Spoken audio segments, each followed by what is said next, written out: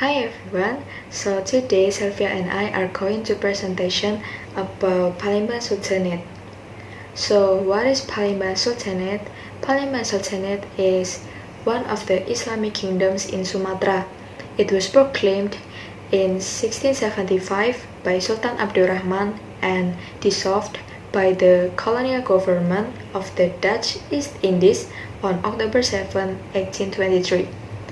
People in Palembang Sultanate using their common languages, and they are Palembangese, Malay, and Javanese. The majority of people in there are Muslim. And this is the flag of the Palembang Sultanate. The Sultanate of Palembang is located on the island of Sumatra, namely South Sumatra.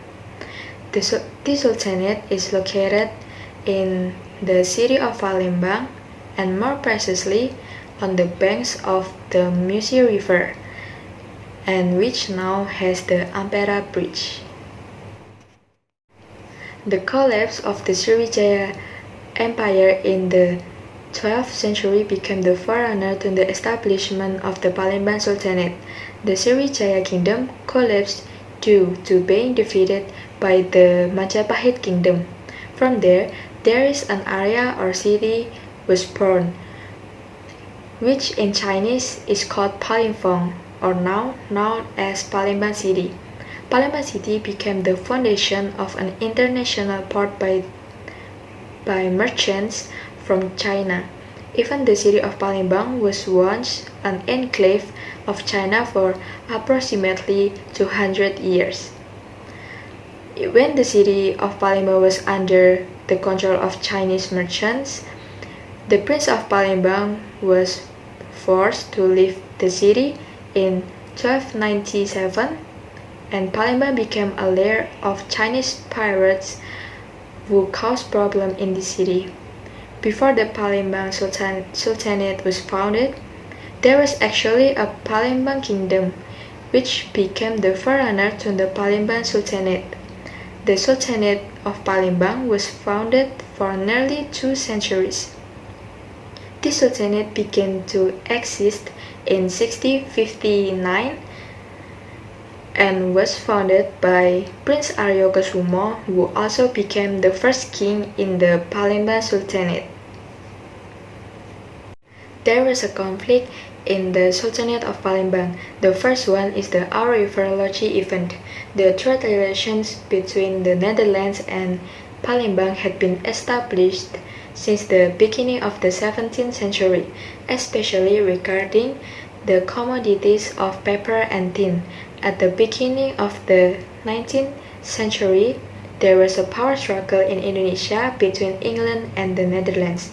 The Netherlands became part of France, namely Bataafs Republic. Therefore, Dutch property in Indonesia was captured by England. There was an invasion of England troops in Malacca and Penang to Batavia or Java in August 1811, and then handed over Dutch power to the British in 18 September 1811 in Central Java. Sultan Mahmud Badarudin II asked the Dutch resident and his troops to leave the lodge on 14 September 1811. He refused at first, and then 87 people were taken to the ship that day, but apparently they put up resistance because when they arrived at Sungsang estuary, they were all killed and the ship was sunk.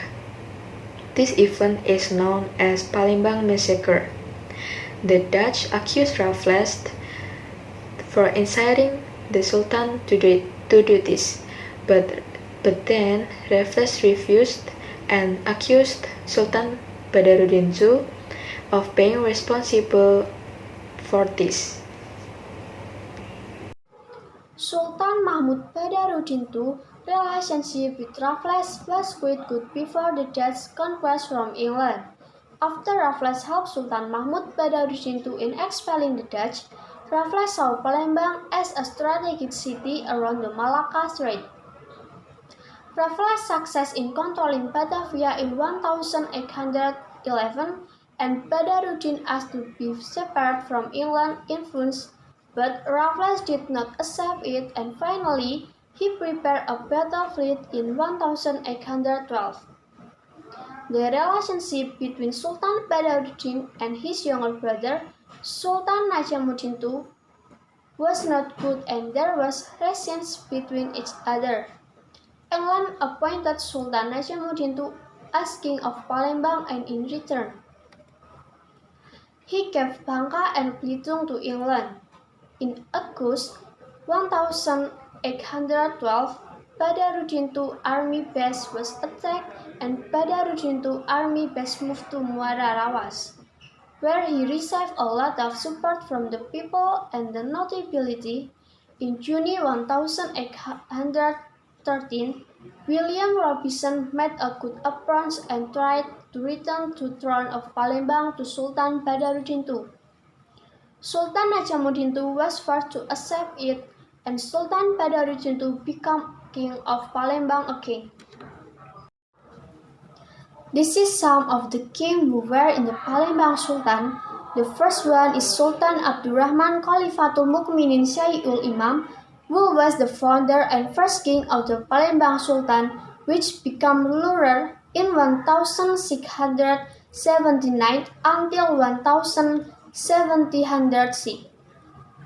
The second one is Sultan Muhammad Mansur Joyo Inglogo, who became the second king to replace his father on 1706 until 1714.